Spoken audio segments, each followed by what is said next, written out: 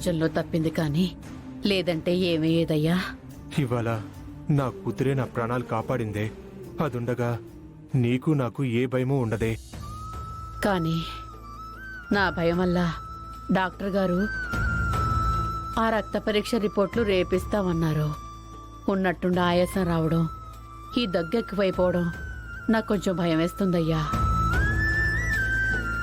వసే పిచ్చిదనా, ఆయనట్ట చెప్పి భయపెట్టకపోతే 1కి 10 సార్లు డాక్టర్ దగ్గరికి ఎలా వెళ్తాము? ఫీజులు ఎలా కడతామే? అదొక వ్యాపార రహస్యమే, నాకేమీ కాదు. నువ్వు అనవసరంగా నా మీద బెంగ పెట్టుకోకుండా వెళ్ళి నిద్రపో. అది కాదయ్యా. వినవే, నేను చెప్తున్నాను కదా.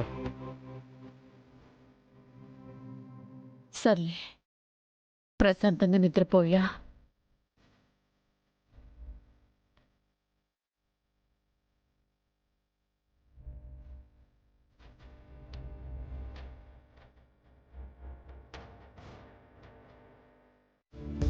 నేను అసలు మర్చిపోలేకపోతున్నాను తెలుసా? ఎవరిని? మా అక్షితనా? కాదు, తను నిన్న గుడిలో పాట పాడింది కదా, ఆ పాటని. అది నిన్నంతా హాట్ చేస్తూనే ఉంది తెలుసా? నా పాట కాదు, నేను ఎప్పటి నుంచో నిన్ను హంట్ చేస్తూనే ఉన్నాను. సరే, నాకు ఒక మ్యూజికల్ బ్యాండ్ ఉందని మీ అందరికీ తెలుసు కదా. హా, తెలుసు. మీరంతా కలిసి ఏదో ఆల్బమ్ చేయాలని ట్రై చేస్తున్నారంట కదా? అవును అక్షిత, మా ట్రూప్లో లేడీ సింగర్ లేదు. ఇఫ్ యూ డోంట్ మైండ్, నువ్వు మాతో చేరతావా? నీకోసం ఏమైనా చేస్తాను Charan. Thank you. Hi Charan. Hi Charan. Hi రా, మళ్ళీ కలుస్తాను.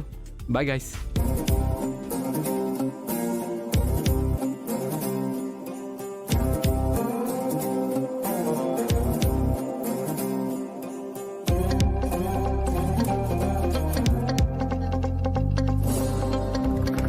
హే పల్లవి,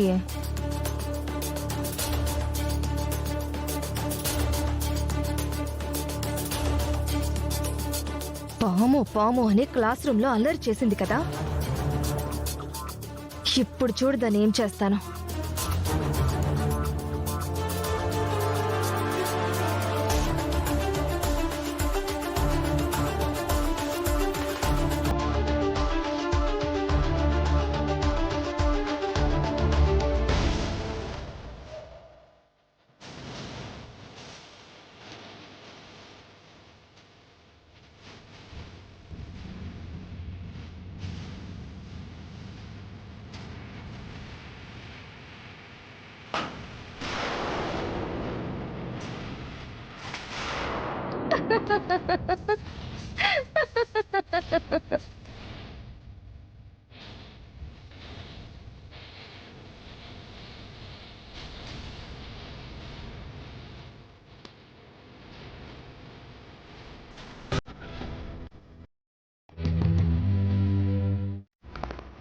ఏంటమ్మా, చాలా ధైర్యవంతురాలు అనుకున్నాను, కానీ పేపర్ సౌండ్కే భయపడ్డావు.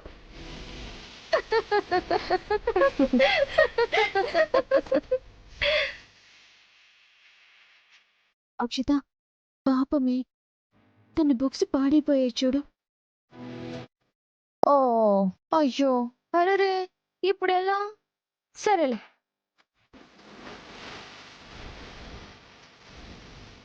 ఇదిగో ఈ డబ్బు తీసుకో.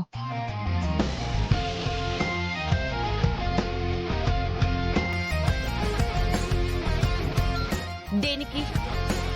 మేమంటే బుక్స్ పాడైపోయినా కొనుక్కోగలం, ఎందుకంటే డబ్బున్న వాళ్ళం కాబట్టి.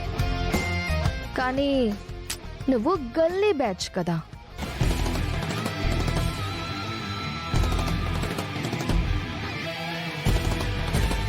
ఉదయం 1/4 కిలో బియ్యం, ఒక తోటకూర కట్ట, అంతే కదా మీ బతుకు.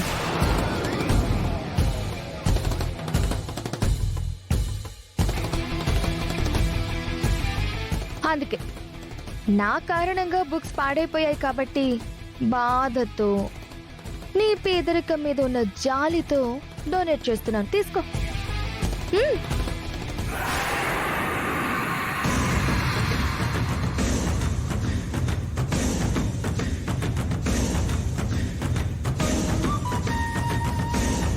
పల్లవి, నిన్ను ప్రిన్సిపాల్ గారు రమ్మంటున్నారు.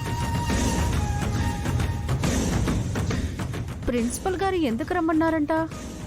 పాపం మేడం గారు ఫీజు కట్టలేదా ఏంటి? అదే అయితే గనుక నాకు సారీ చెప్పి నా ముందుకొచ్చి మోకాళ్ళ మీద నిలబడి చెయ్యి చాచి అడిగావనుకో, డొనేట్ చేస్తా.